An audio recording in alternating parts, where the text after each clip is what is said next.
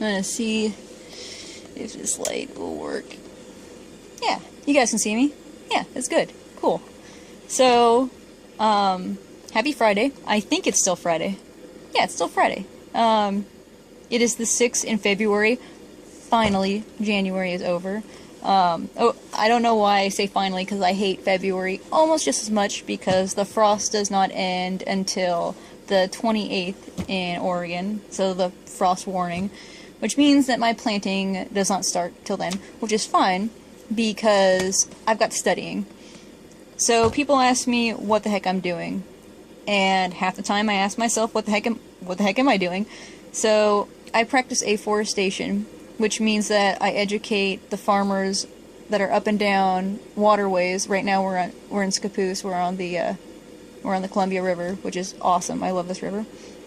And we educate them on basically farm waste management, which is a lot of the farm waste management that we deal with is stuff like manure and Roundup and just toxic chemicals that they just don't see any other way to help their crops thrive, because it's really these people's livelihood, and you really have to sell it to them that there are different ways that you can do this. And thankfully I'm in Oregon right now, and it's really easy to convince them, because one, farmers, man, they're not stupid. That stereotype about farmers being hicks and, just kind of being stupid. If you've ever even talked to a farmer before, man, they had to do some serious educating to make their farm prosper and thrive. Like, you have to be your own boss, a businessman, a scientist, you really have to do your research. So, it's not that I'm calling them dumb. It's definitely not. In fact, some farmers are more educated than I am in a lot of fields. But there's little things that you can miss. Like, this is one of the books that I have, and I'm almost done with it, thank goodness. The green is the stuff, let me see if I can... The green is the stuff that I know. The purple is the stuff that you won't know off the top of your head, like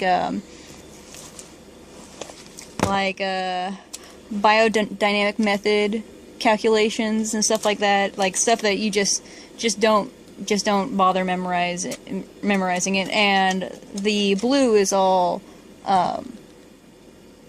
also to do with circumstance. Like right now we are discussing making a really big fertilization plot, and it's big too. It's about 20 feet wide and about 20 feet tall, of hay, and you just pile manure, and it's more hay, and you pile more manure on it. And one, you have to make sure that it's safe, which is actually the easy part. The other thing that you have to worry about is it's all about circumstance. So, anyways, one of the places that we have right across the stream, it has sheep, and so you will get cross-contamination from those sheep. So you have to, I have to read all about sheep and sheep fecal matter and sheddings and everything, and I love sheep, but man, I know too much about sheep now. I don't want to know any more about sheep, okay? All I wanted to know is that they're soft and fluffy. But you have to learn about everything. You even have to learn about what the farm across the river, what kind of diet they're being fed, if they're on any antibiotics. I mean, it's a lot of work. And I don't mind putting in the extra work, but crud, dude. So why am I telling you this? Well, afforestation is really important. When you make fertilizer and you localize fertilizer to the area, it's really, really important, because right now we are dealing with soil that has been dead for a very long time, and I'm talking dead. I'm talking worms get sick and they die, which bites, because worm castings are like the #1 reason why the soil underneath, like loam and stuff, is so healthy next to fertilizer made from leaves and that kind of debris. So it's all about educating the farmers and then proving to them that it works, because you need for fertilization, to make that much fertilizer, you need a large plot of land. You need a lot of people to say yes to use a large plot of land. You got to prove to them that you know what you're talking about, and then you've got to use it. And as I said, these are people's livelihood. So you got to, any question that they've to throw at you, they're going to throw at you. As I said, farmers aren't dumb, and neither is the agricultural society. I mean, they're going to want to know what you're talking about, especially if you look like a weirdo and you're 27 years old, because most people that are doing this, they're quite a bit older, and which is fine, but obviously, like, it is always a learning thing. Anyways, why am I telling you this? One, you guys supporting me helps me build trees. Like, literally, this is mostly a funded by me project. This is, it's worked in about 3 areas now. They're really cool, and they're doing really, really well, but this is the first time that I've done a really, really big one. Like, at least 25 miles. It's big. So, and you got a lot of people on board, and so far, everyone seems to be on board, which is awesome. But again, it brings me back to it. Why am I telling you this? This is so boring, Dexter. It's because a lot of you guys want to become scientists, and you really, once you start your own project, because you will, every scientist eventually finds their little nook, and they're like, hey, I can help in this area, and they do, we toil away, and it's just, it's so much note writing, and it's so much studying, and it's so much reading, that you just gotta be prepared for it. And let me tell you, you are prepared for it. You can do it. Absolutely. You've got to find the scientific field that you want to achieve in. And I've changed my field probably 9 times by now. I'm only 27. And they say that you change your big-time careers at least 5 times in your life. I started off as a CMA. I worked my way to a phlebotomist. I loved it. Then I did lab tech, and now I'm running my own lab. And I mean, it takes a lot of schooling. It takes a lot of time. But I'm telling you right now that you can do it.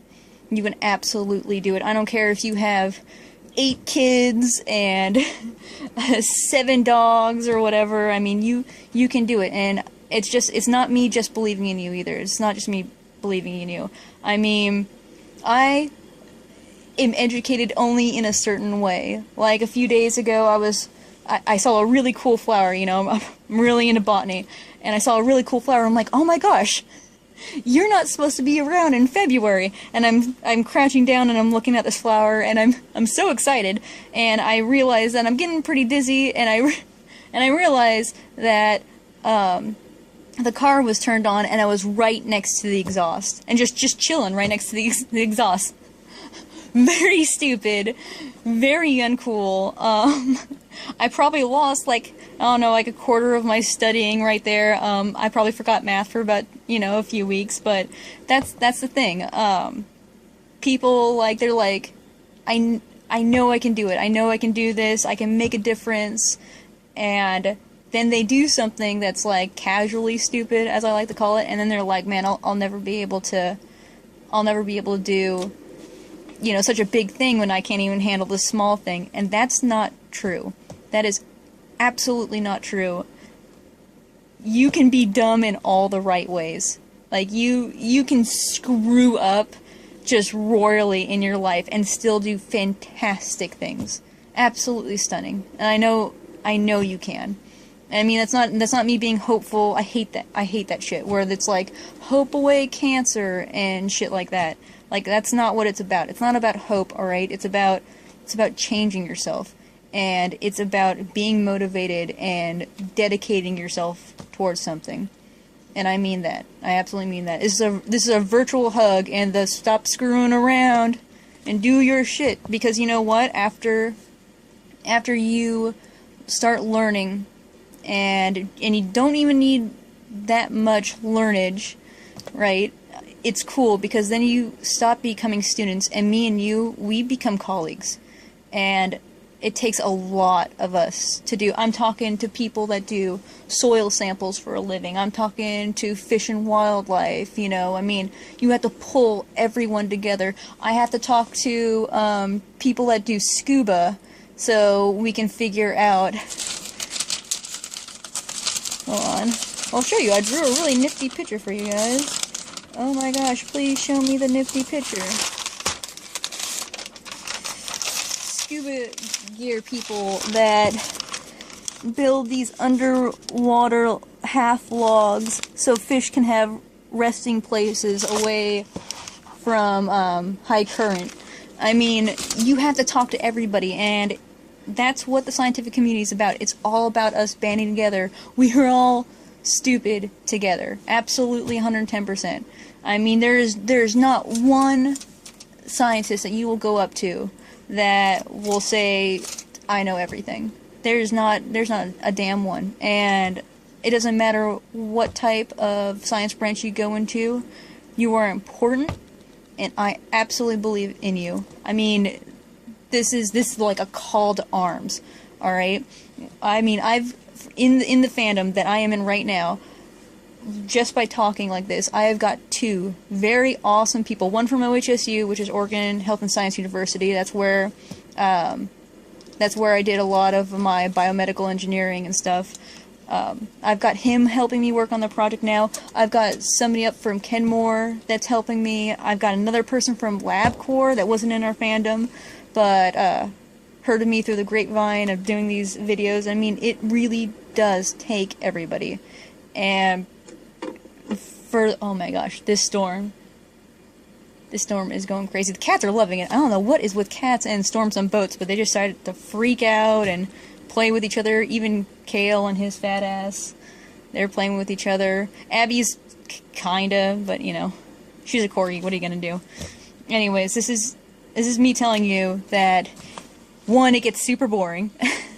If you were a scientist, you will be studying things that you do not want to know.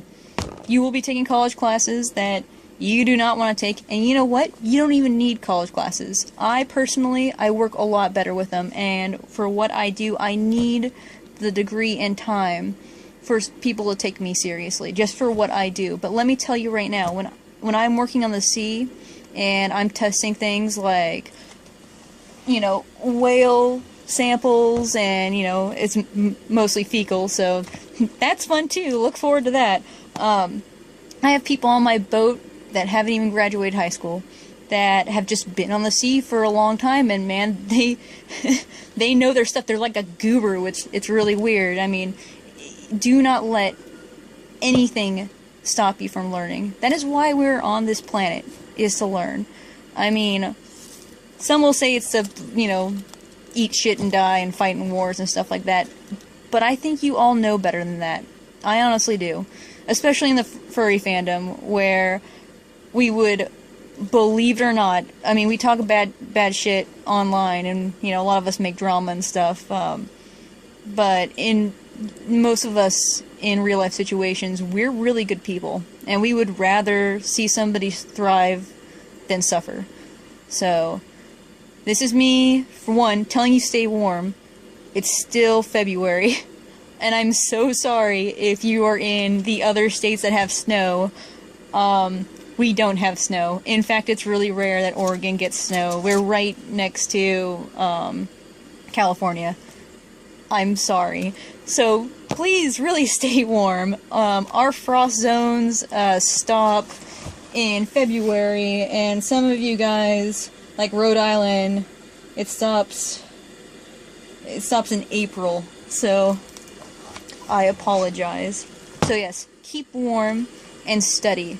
No matter what, absolutely keep learning. We need you.